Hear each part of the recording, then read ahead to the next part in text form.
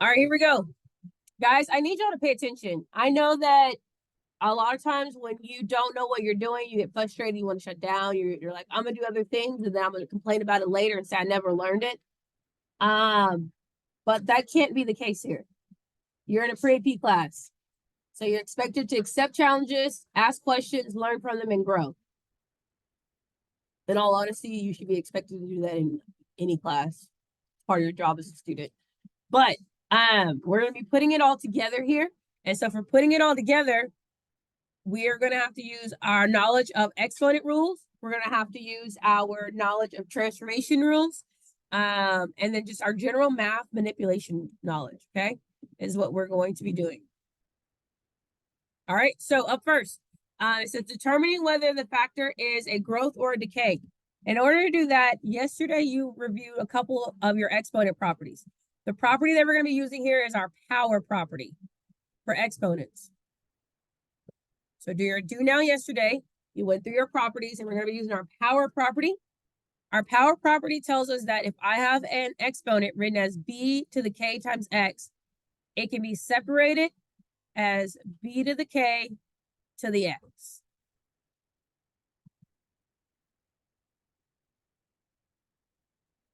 Okay, so what that allows me to do is to determine whether it's a growth or a decay.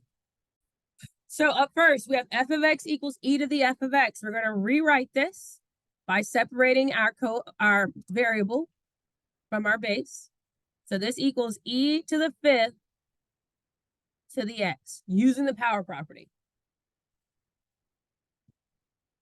So what this lets me know is that e to the fifth is my base. So my base equals e to the fifth. And because e to the fifth is greater than 1, I know that this is a growth. Does that make sense?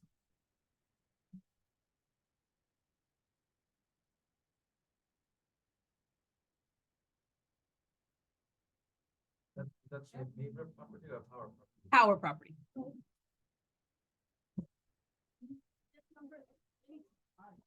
Sorry, let me think what I'm gonna say.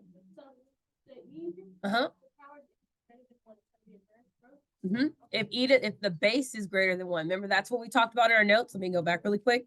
We determine between our growth and our decay, wherever that is in my notes. Didn't we talk about growth? There it is. We talked about growth and decay, right? So if your base is greater than 1, this is a growth, right? If your base is between 0 and 1, then it's a decay. Yes? All right, so that's what we're analyzing here without the graph. Okay, so here we have f of x equals e to the negative x over 2. So again, we're going to use our power property. And with the power property, I can rewrite this as e to the negative 1/2 to the x.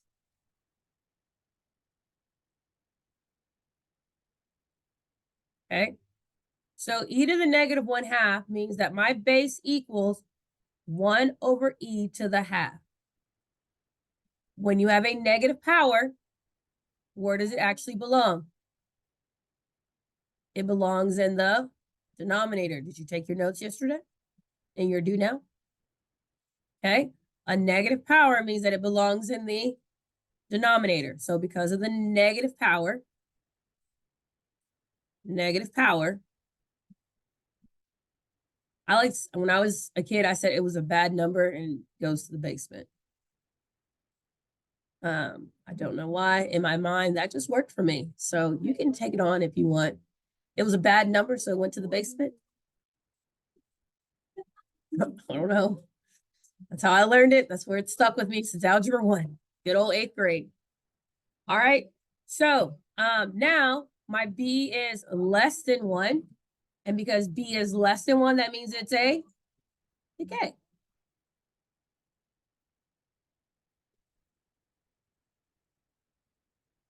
Yes? How do you feel about being able to determine a growth and decay written in the form of b to the kx? Doable? All right. On the next one, I made a typo. I was being lazy and copied and pasted, but this shouldn't be that. This should be b to the x plus k. So f of x equals b to the x plus k. When you have this, we're going to be using either our product or I can't talk, quotient rule. Product or quotient.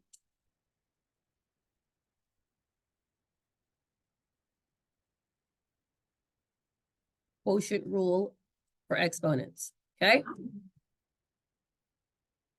All right, our product means that if I have one base and I'm adding their powers, that means that they originally had been multiplied, right? Two numbers with the same base being multiplied.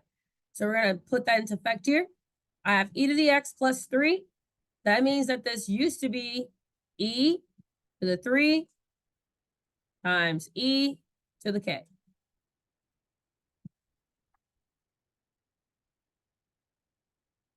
I didn't mean to write k. That's an x. X. Okay, so I can undo one power, one exponent, and turn it into 2. And this was the product rule. Do y'all remember that? It goes back and forth. So I can rewrite it as x plus 3, correct?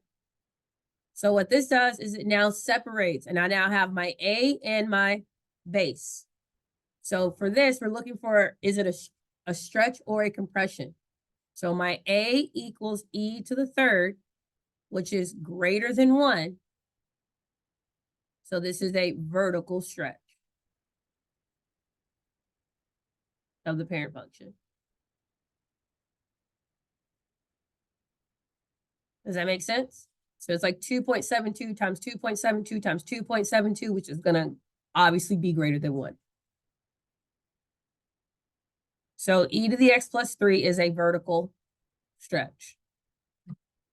Yes. You're always comparing it to 1. Yes. Okay. So it's a vertical stretch, but also here, notice that you went to the left 3 units. Do y'all see that similarity?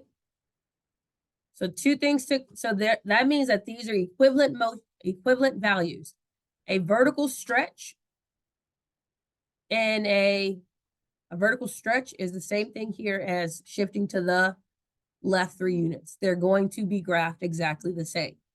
It's just depending on how you're reading and interpreting the problem. So when we first look at this, like, oh, this went left 3 units.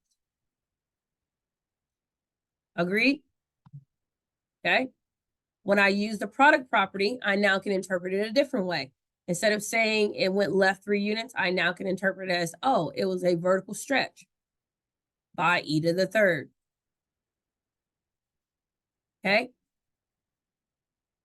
That's why it says translations and dilations. This translation tells us first that it went what? It went right 5 units. I can also describe it as a dilation. Dilation means either you're stretching or compressing, right? Your eyes getting big or small. This time we're going to be using the quotient property. The quotient property says that if I'm subtracting, that means that it came from a division, correct? So this was e to the x over e to the 5th. This is the same thing as saying if I'm dividing by something, that means I'm multiplying by its reciprocal.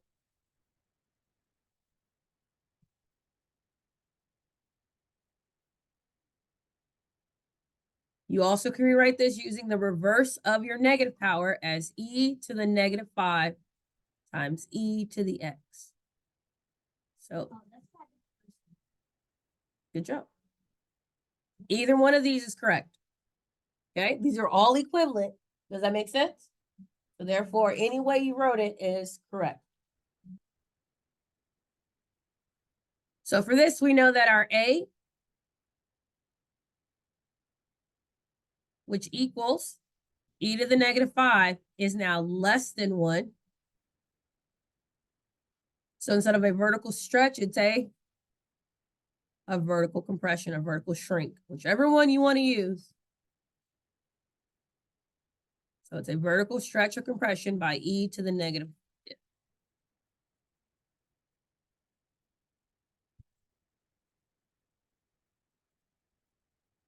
Okay. So remember I told you it's about manipulating the function and interpreting it as many ways as possible.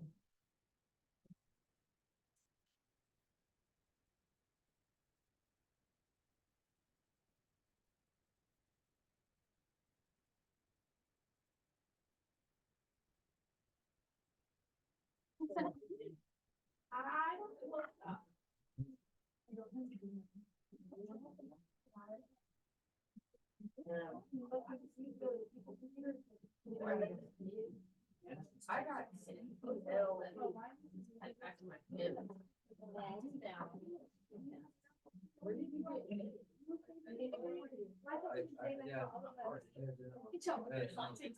All right. So again, don't be mad, be open-minded. It's not terrible.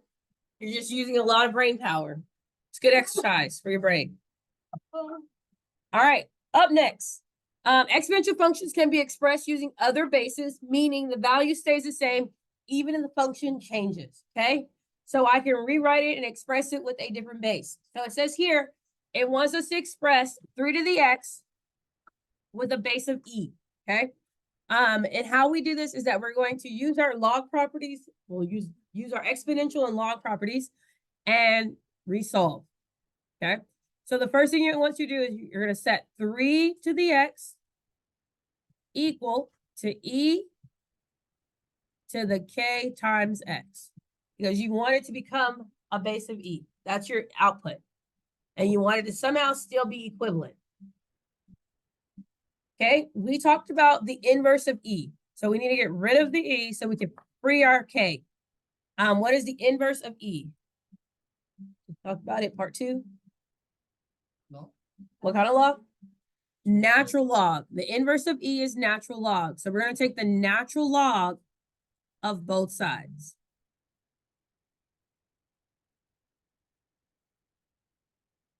Okay, what happens when you take the natural log is that the natural log of e equals 1. So it becomes cast with a friendly 1.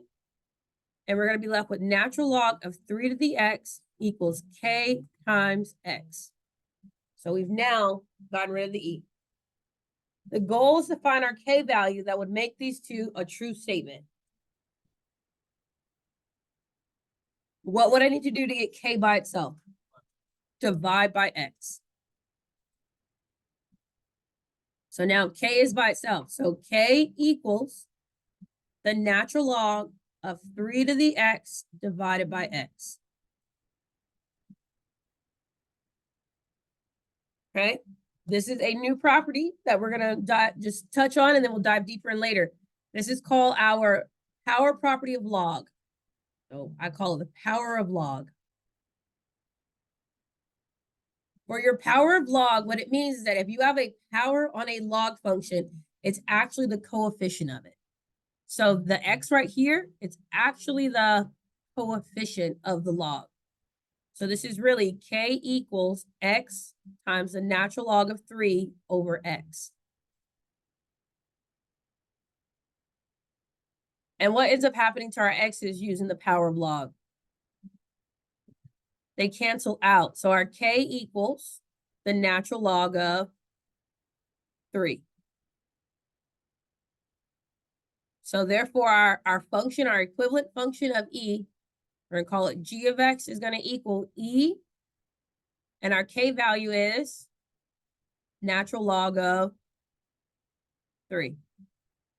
So we have natural log of 3 times x. And that would be your equivalent function.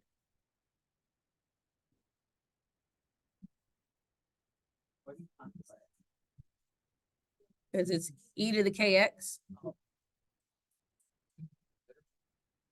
It's manipulation of numbers and letters. Wait, hold on. It's the manipulation.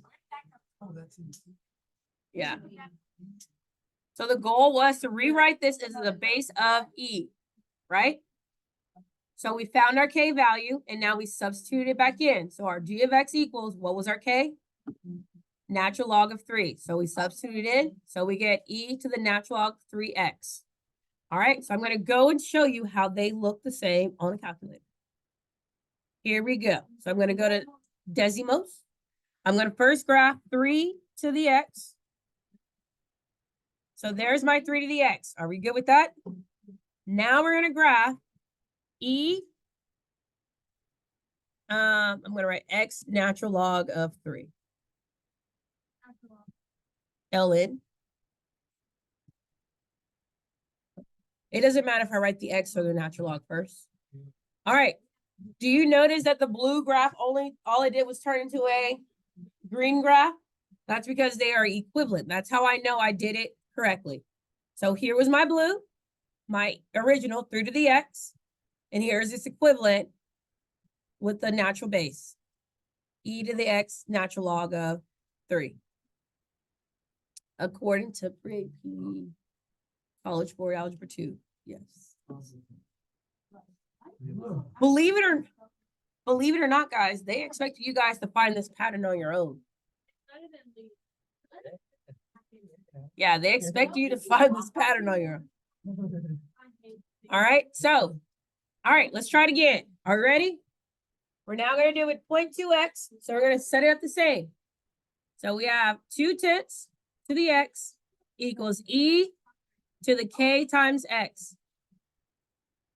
All right, we need to cancel out the e so that we can solve for k. What do I need to do to cancel out the e? Natural log. So we're going to take the natural log of both sides. I love your excitement. 0.2, 2/10. Okay. When we take the natural log of e, what does it do? It cancels out. So I'm left with the natural log of 2/10 to the x equals k times x. I need to free the k. What do I need to do? Divide by x. When I divide by x, because of the power of log, what actually ends up happening? What canceled out? The x is canceled out, and I'm left with k equals what? K equals the natural log of 2/10. So now, what would be its equivalent function? Its equivalent function would be g of x equals e, agree? X natural log of 2/10. And that's my answer.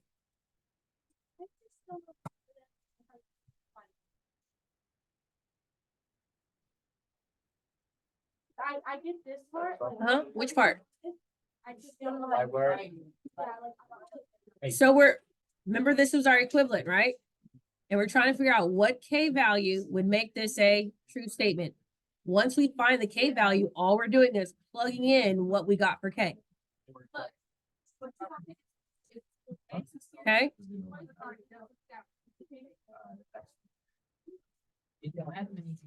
All right, the last part was word problems, and these are actual these problems are actually from the beginning of the year. Let me go.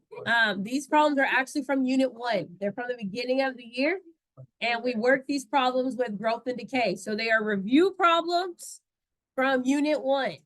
It is not new information. They are review problems from unit 1.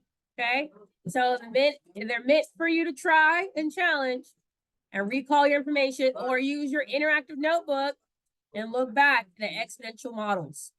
Okay,